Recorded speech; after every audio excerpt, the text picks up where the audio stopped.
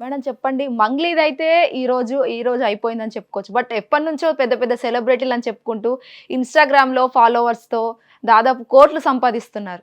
ముఖ్యంగా విష్ణుప్రియ అని మాట్లాడుకోలేము. ఏంటి అసలు ఆవిడ విషయం ఏంటి, సినారియో ఏంటి ఓవరాల్గా?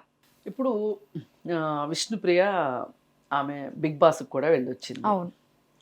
అయితే అసలు ఈ బిగ్ బాస్కి వెళ్ళే వాళ్ళే కాస్త తింగర బుద్ధి ఉంటుందా, లేకపోతే వెళ్ళిన తర్వాత తింగరోళ్ళు అవుతారో అర్థం కాదు. కానీ వెళ్ళడం కోసం కొంతమంది ఫీట్లు చేసి ఎలాగోలా 10 మంది దృష్టిని ఆకర్షించి, అంటే వీళ్ళకి మంచి ఫాలోయింగ్ ఉంది అని అనిపించుకోవటం కోసం తిక్క తిక్క పనులన్నీ చేసి బిగ్ బాస్కి వెళ్ళాలనుకుంటారు. సరే, బిగ్ బాస్కి వెళ్ళిన తర్వాత బయటకు వచ్చిన తర్వాత తిక్క తిక్క పనులు చేయటము, తింగర పనులు చేయడము, మోసాలు చేయడము, పోలీసుల దృష్టిలో పట్టడము, ఇలా ప్రతి బిగ్ బాస్ మీరు చూడండి. వెళ్ళే ముందన్నా వాళ్ళ మీద కేసులు ఉంటాయి, వెళ్ళొచ్చాకైనా వాళ్ళ మీద కేసులు ఉంటాయి. ఈ విష్ణుప్రియ ఆ కోవలోకి వచ్చింది. ఏం చేసిందంటే, తనకి ఇన్స్టాగ్రామ్లో ఫాలోవర్స్ ఉన్నారు, 1 మిలియన్ ఉన్నారంట. అయితే ఈమె ఏం చేసింది అంటే, సబ్స్క్రిప్షను అనేది ఒకటి పెట్టి, నా ఛానల్ని సబ్స్క్రైబ్ చేసుకోవాలి అంటే మీరు ప్రత్యేకంగా ఏమైనా సబ్స్క్రిప్షన్ కావాలి అంటే, నా పోస్టులు మీరు చూడాలి అంటే మీరు 399 కడితే మీరు నేను పెట్టే అన్ని పోస్టులు చూడొచ్చు అని చెప్పి ఒక ఆప్షన్ పెట్టింది. అంటే దీని అర్థం ఏంటంటే, ఇన్స్టాగ్రామ్లో ఈమె రోజు ఏదో ఒక పోస్ట్ పెడుతుంది, అందరూ చూడొచ్చు అది. కానీ కొన్ని స్పెషల్ ఫొటోసు అవి చూడాలి అంటే గనక ఈ సబ్స్క్రిప్షన్ ఉన్న వాళ్ళు మాత్రమే చూడగలుగుతారు, అందరూ చూడలేరు. అంటే స్పెషల్ ఫొటోస్ అంటే అసలు అర్థం? స్పెషల్ ఫొటోస్ అంటే ఏముంటాయండి, హాట్ ఫొటోసు, బట్టలు కాస్త అశ్లీలంగా వేసుకున్న బట్టలు కావచ్చు, ఇవన్నీ పెట్టి ఈ ఫోటోలు మీరు చూడాలి అనుకుంటే మీరు 399 పే చేయండి అని చెప్పి. అయితే ఇక్కడ అభ్యంతరం వ్యక్తం చేస్తున్నారు. ఏంటి అంటే, ఇప్పుడు ఈ 399 పెట్టడం వల్ల ఈమెకి ఈ సబ్స్క్రిప్షన్ల ద్వారా నెలకి ₹1,00,00,000 వస్తున్నాయి. అంటే సంవత్సరానికి 12 కోట్లు వస్తున్నాయి. ఈ 12 కోట్లలో ఇన్కమ్ ట్యాక్స్ 30% తీసేయగా మరి ఏం కేసులు వస్తాయో తెలియదు, ఏ న్యాయ వివాదాల్లో ఇరుక్కుంటామో తెలియదు, లాయర్లను పోషించాలి కాబట్టి దానికి కొన్ని డబ్బులు పోతే మిగతా డబ్బులు మిగులుతాయి. ఇలా డబ్బు సంపాదనే ధ్యేయంగా, అలాగే పాపులారిటీయే ధ్యేయంగా ఎక్కువ మంది నా సైట్లోకి వస్తున్నారు, చూస్తున్నారు. అంటే అది నాకు అదొక గొప్పగా ఫీల్ అవ్వటం కోసం విష్ణుప్రియ ఈ విధంగా ఒక కొన్ని హాట్ ఫొటోస్ని ప్రతిరోజు అక్కడ రిలీజ్ చేస్తుంది. అంటే దీని అర్థం నా వెల ₹399 మీరు చూడాలి అనుకుంటే అని ఆమె అందానికి ఆమె వెలకట్టుకుంది అనేది నేను మాట్లాడా ఆల్రెడీ. మాట్లాడితే ఆమె కూడా రియాక్ట్ అయ్యింది. రియాక్ట్ అయ్యి ఏదో మెసేజ్ పెట్టింది మీకు. అది నేను మాట్లాడిన పెట్టింది. మళ్ళీ వేరే వాళ్ళు కూడా మాట్లాడారు. వేరే వాళ్ళు కూడా ఏమన్నారంటే, ఆ రోజు అనసూయనైతే మీరు వెనకేసుకొచ్చారు, ఇవాళ విష్ణుప్రియాని ఎందుకు వెనకేసుకు రావట్లేదు, విష్ణుప్రియాని ఎందుకు మీరు విమర్శిస్తున్నారు అని మాట్లాడారు. అనసూయ వ్యవహారానికి విష్ణుప్రియ వ్యవహారానికి తేడా ఉంది. ఇది అర్థం కావాలి ఎవరికైనా.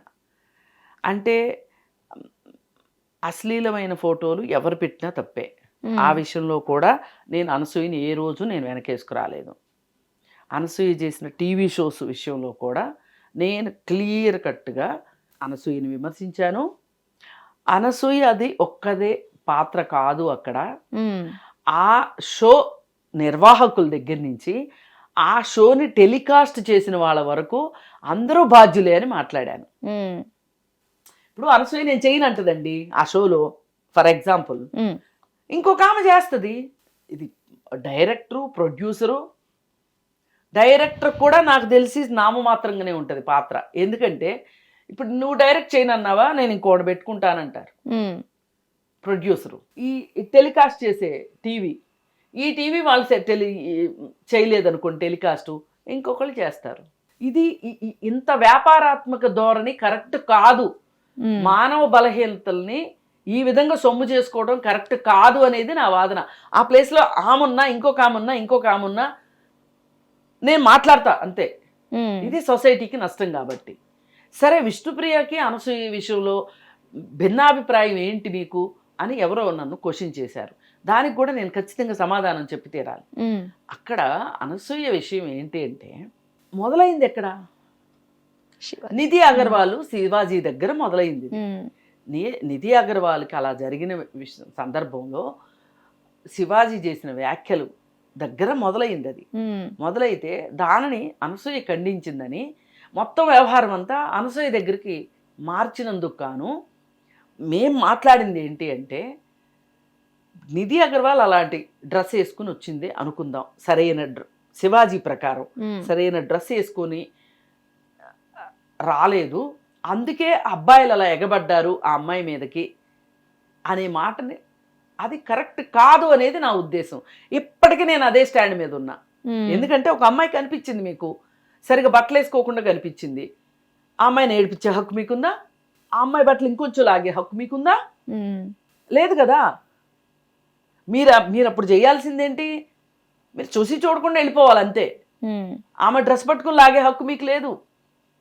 ఆ రోజు శివాజీ కూడా మీరు ఎట్లాంటి బట్టలు అంటే అట్లాంటి బట్టలు వేసుకురామాకండి, వేసుకుని వస్తే ఇబ్బందులు పాలవుతారు అన్నాడు శివాజీ. ఉమ్, ఎక్కడైనా చట్టంలో ఒక అమ్మాయి బట్టలు సరిగా వేసుకోకపోతే ఆ అమ్మాయి బట్టలు లాగే హక్కు మీకు ఉంది అని ఏ చట్టం అన్నా చెప్తుందా?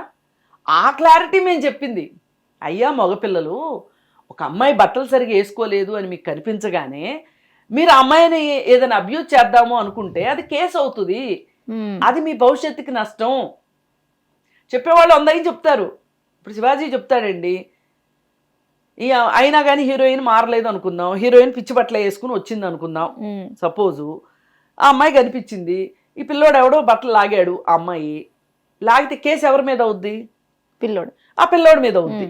అబ్సినిటీ, న్యూసెన్స్, వల్గారిటీ అనే దానికి మన చట్టంలో ఒక సెక్షన్ ఉంది. ఉమ్, మీకు అలా అనిపిస్తే ఎవరైనా సరే మీరు చట్టాన్ని ఆశ్రయించవచ్చు. ఫలానా ఆవిడ అలా చేయడం వల్ల అది అబ్సినిటీ కిందకు వస్తుంది, వల్గారిటీ కిందకు వస్తుంది, పబ్లిక్ న్యూసెన్స్ అవుతుంది అని. అంతేగాని మీ ఇష్టారీతిని మీరు నోర్లు వేసుకుని మాట్లాడతామంటే కుదరదు అనేది మేము మాట్లాడాం. రైట్, మీకు అర్థమైంది కదా? అవును అవును. ఇప్పుడు ఒక పెద్ద మనిషిగా మనం మాట్లాడదలుచుకున్నప్పుడు ఇలా చేస్తే ఏమవుతుంది, ఆ ఏమైనందువల్ల వచ్చే నష్టం ఏంటి మొత్తం చెప్పగలగాలి. ఆ రోజు శివాజీ మాట్లాడేటప్పుడు కూడా కింద నుంచి జనాలు కేరింతలు కొడతా మంగపతి అని ఆయన ఎంత ఎంకరేజ్ చేశారు. అవును, 6 ఏళ్ల పిల్ల బట్టల గురించి మాట్లాడిన మంగపతి క్యారెక్టర్ మీకు నచ్చిందా? 6 ఏళ్ల పిల్లలు మన ఇళ్లలో స్లీవ్లెస్ గౌన్లు వేసుకోవట్లేదు, 6 ఏళ్ల పిల్ల బట్టల గురించి కూడా మాట్లాడిన మంగపతి కావాలా ఈ రోజు ఇళ్లలోకి, సమాజంలోకి? అలాంటి మంగపతులు కావాలా? అది మేము వ్యతిరేకించాం. ఇప్పుడు కూడా ఈమె 399 అని పెట్టి యువతను ఆకర్షిస్తుంది, ఇది అభ్యంతరం. పైగా ఇంతకుముందు ఆన్లైన్ బెట్టింగ్ యాప్స్కి అవును ప్రమోషన్ చేసింది, చేస్తే పోలీస్ స్టేషన్కి వెళ్ళింది, నేను తెలియక చేశాను అని చెప్పింది. ఇప్పుడు అక్కడ ఆదాయం ఆగిపోయింది కాబట్టి ఇక్కడ ఆదాయం సంపాదించుకోవాలి. మన అభ్యంతరం అది. అంతేగాని ఆ అమ్మాయితో నాకేమి శత్రుత్వం లేదు, ఆ అమ్మాయి నేను ఇంతవరకు చూడలేదు, నేను మాట్లాడలేదు. ఇది ఈ విధానం కరెక్ట్ కాదు. అసలు సోషల్ మీడియాని ఈ విధంగా గబ్బు పట్టించడం కరెక్ట్ కాదు. అది నేను చెప్పదలుచుకునేది. సోషల్ మీడియా వల్ల లాభాలు ఉన్నాయి, మనుషులకు పనికొచ్చే విషయాలు ఉన్నాయి, అవి వాటిని పక్కకి నెట్టేసేసి ఇలాంటివన్నీ ఆక్రమించేస్తున్నాయి అనేది మన బాధ. అందుకని సోషల్ మీడియాని సోషల్ మీడియా లాగా వాడండి. ఇప్పుడు ఈవిడ సబ్స్క్రైబ్ చేసుకున్నాడు, ఒక యంగ్ అబ్బాయి అనుకుందాం, వాడికి 399 రూపాయలు ఎక్కడి నుంచి వస్తాయండి?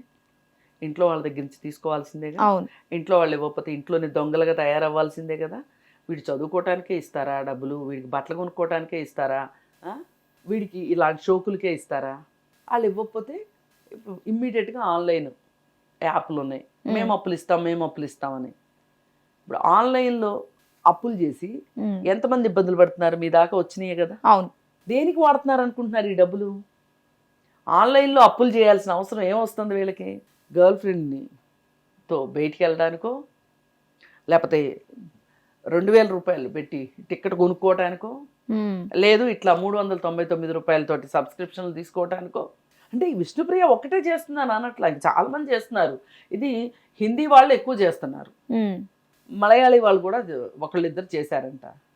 ఈమె మొదలెట్టింది. ఇప్పుడు ఇదంతా ఏంటి అంటే స్కిన్ షో. ఇది దీని గురించి మన అభ్యంతరం.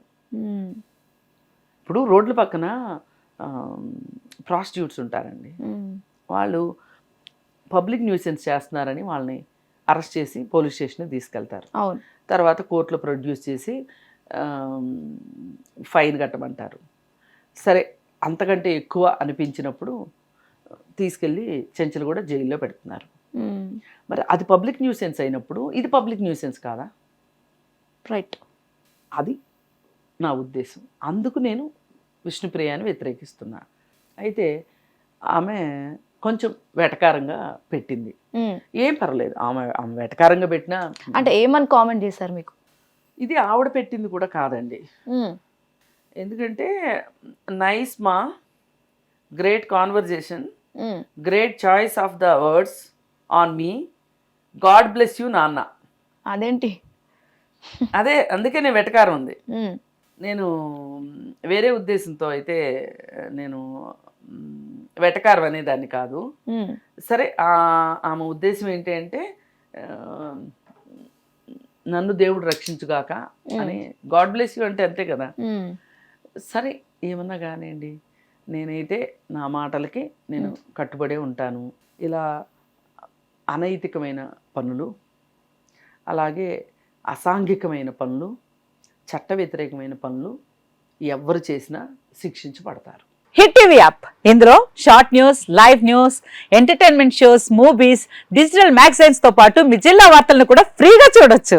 ఇంకెందుకు ఆలస్యం, వెంటనే హిట్ టీవీ యాప్ ని డౌన్లోడ్ చేసుకుని ఫ్రీగా ఎంటర్టైన్మెంట్ పొందండి. Hit TV app. Hit TV app. Please download hit TV app. Hit TV app ని ఫ్రీగా డౌన్లోడ్ చేసుకుని ఎంజాయ్ చేయండి. మీకు నచ్చిన ఎంటర్టైన్మెంట్ కోసం హిట్ టీవీ యాప్ ని ఫ్రీగా డౌన్లోడ్ చేసుకుని ఎంజాయ్ చేయండి. హిట్ టీవీ యాప్ ని డౌన్లోడ్ చేసుకుని ఆస్వాదించండి, ఆశీర్వదించండి. ఇంతమంది సెలబ్రిటీలు హిట్ టీవీ యాప్ ని డౌన్లోడ్ చేసుకోండి అని చెప్తున్నారంటే ఎంత మంచి యాప్ ఆలోచించండి.